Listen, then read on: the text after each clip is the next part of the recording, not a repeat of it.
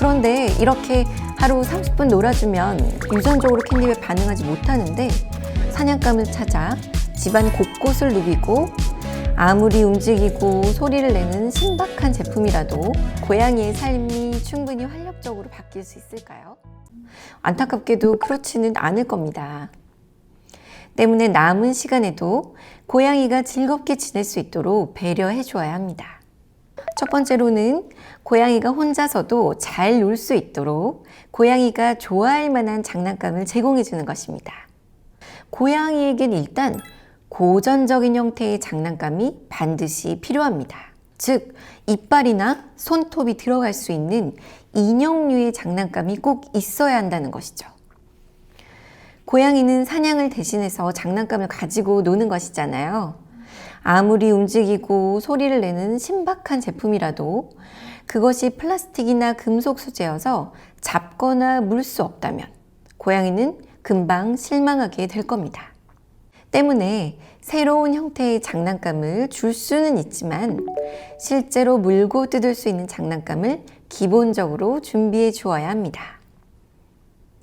이런 여러 가지 장난감을 우리가 앞에서 배운 것과 마찬가지로 요일별로 바꾸어서 노출하는 것이 또 중요합니다.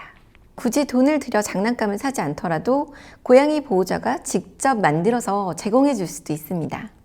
이전에도 여러 차례 소개드렸던 퍼즐 장난감이 있어요. 이 퍼즐 장난감은 굳이 돈을 주고 사지 않더라도 휴지심을 이용해서 만들어 줄 수 있습니다. 휴지심의 가운데 부분에 사료보다 약간 더 큰 구멍을 두어 개 뚫어줍니다. 휴지심의 한쪽 끝을 막고 사료알을 열댓 개 넣어준 뒤 반대쪽을 막으면 짠! 퍼즐 장난감 완성입니다. 정말 쉽죠? 헌데 이런 퍼즐 장난감을 고양이에게 주면 막상 잘 가지고 놀지 않아서 고민인 보호자분들이 많습니다. 왜 그럴까요? 이 고양이는 이제껏 노력을 내서 음식을 먹어본 적이 없기 때문에 이런 방식을 이해하지 못하는 것이죠. 이런 경우에는 초심자 코스로 시작해보는 것이 좋습니다. 속이 잘 보이는 페트병을 준비해서 고양이가 좋아할 만한 간식, 그런 것들을 넣어줍니다. 구멍은 간식이 쉽게 튀어나올 수 있도록 좀 크게 뚫어주는 것이 좋습니다. 이렇게 만들어주면 고양이는 눈앞에 바로 맛있는 간식이 보이기 때문에 손을 대보는데 어라? 간식이 튀어나오기 때문에 이런 방식으로 퍼즐 장난감을 사용하는 방법을 배울 수 있습니다. 휴지심은 고양이에게 만능 장난감인데요.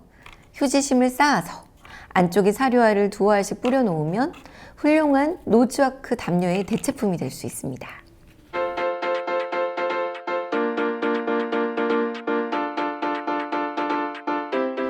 계란판에 사료를 한 알, 두 알씩 넣어두는 것 역시 고양이가 앞발을 이용해서 사료를 꺼내 먹어야 하기 때문에 노즈워크 담요의 좋은 대체품이 될 수 있죠. 또 쉽게 만들어줄 수 있는 장난감에는 납작한 박스에 구멍을 뚫고 안쪽에 탁구공, 간식 등을 넣어주는 것도 있습니다. 단순한 구조지만 이것은 고양이가 쥐를 잡는 방식과도 유사하기 때문에 고양이들이 아주 선호하는 장난감이죠. 이처럼 크게 돈을 쓰지 않는다 하더라도 보호자가 공을 조금만 들인다면 고양이를 위한 장난감을 다양하게 제공해 줄 수 있습니다. 두 번째는 이렇게 제공한 장난감을 고양이가 탐색적으로 쓸 수 있도록 독려하는 것입니다.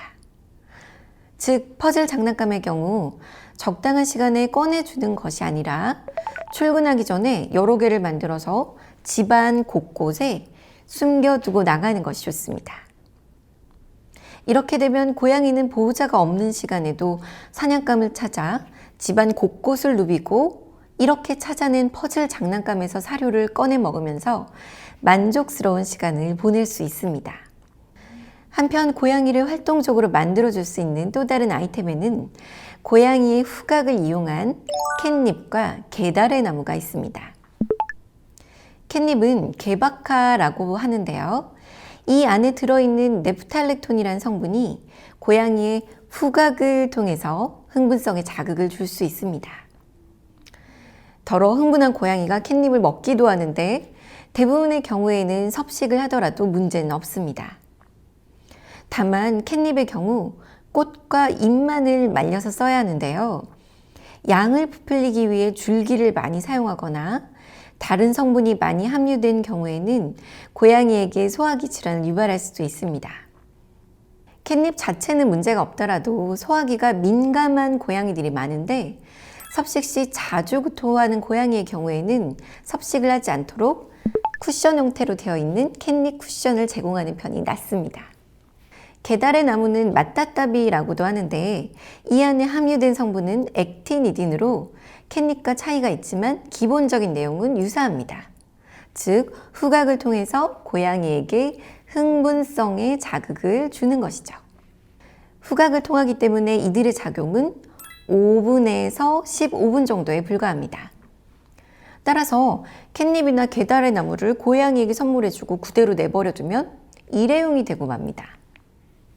그보다는 고양이가 충분히 즐긴 이후에는 다시 회수해서 냄새가 소실되지 않도록 지퍼백 등에 잘 밀봉해서 보관하였다가 일주일에 한두 번 정도 필요할 때 다시 제공하는 것이 유리합니다. 또 흥분성에 자극을 주기 때문에 고양이가 무료하거나 또는 놀이를 독려하고자 할 때 사용하는 것이 적절합니다. 재미난 점은 캣닙에 반응하는지 여부는 고양이의 유전적 요인에 의해 좌우된다는 점입니다. 고양이의 3분의 1은 유전적으로 캣닙에 반응하지 못하는데 실제로 저희 집 일대 고양이인 양이 씨도 캣닙을 주면 흐뭇한 표정을 지을 뿐이지 그냥 지나쳐 가버리곤 했죠. 이런 것은 전혀 문제가 아니고 대안을 주고 싶다면 성분이 다른 계달의 나무를 노출해 볼 수 있습니다. 캣그라스도 고양이가 좋아하는 걸로 알고 있는데요. 어떤가요? 캣그라스는 캣닙, 계달의 나무처럼 흥분성의 쾌감을 주는 것은 아니지만 역시 고양이를 위한 기호식품의 하나입니다. 캣그라스는 밀이나 귀리 등의 잎사귀로 집에서도 쉽게 키울 수 있습니다. 때문에 고양이를 위한 환경에서 캣그라스를 키운다면 고양이 입장에선 좀 더 다양한 환경이 제공되는 셈이죠. 야생에서도 고양이는 더러 식물의 싹을 먹고 헤어볼을 구토해내거나 합니다. 소화되지 않은 풀의 뾰족한 끝단이 위를 자극해서 구토를 유발하기 때문입니다. 그래서 캣그라스를 섭식한 이후에 구토를 하는 것은 대개의 경우 정상으로 볼 수 있습니다. 다만 소화기가 예민한 고양이나 너무 자주 구토하는 경우에는 캣그라스를 가끔 노출하거나 사용해서는 안 됩니다. 한편 영상이나 앱을 통해서 고양이와 놀아주는 것도 가능합니다.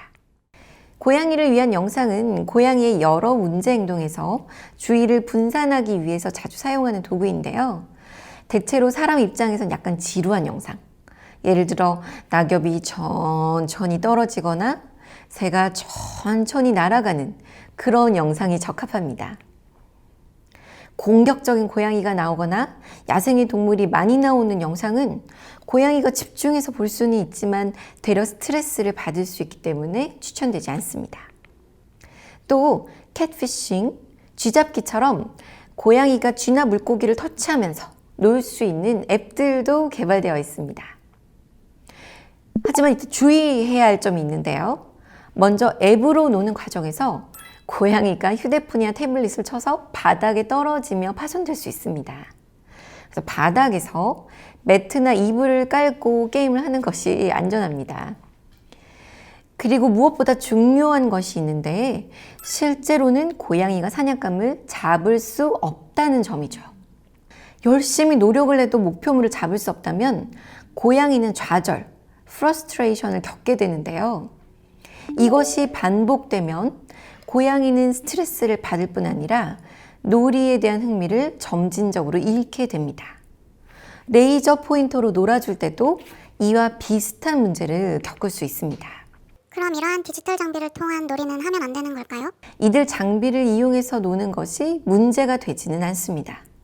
다만 고전적인 놀이, 즉 집사가 놀아주는 것이나 깨물 수 있는 장난감을 제공하는 것을 아예 하지 않고 디지털 장비로만 놀아줘서는 절대 안 됩니다. 지금까지 고양이에게 굉장히 중요한 놀이의 다양한 방법과 염두에 둘 점들을 배웠는데요. 오늘 배운 놀이, 그냥 귀여운 활동 정도로 생각해서는 안 됩니다. 고양이를 키우는 분이라면 반드시 고양이를 위해서 매일 놀아달라는 당부를 끝으로 오늘 강의를 마치도록 하겠습니다. 감사합니다.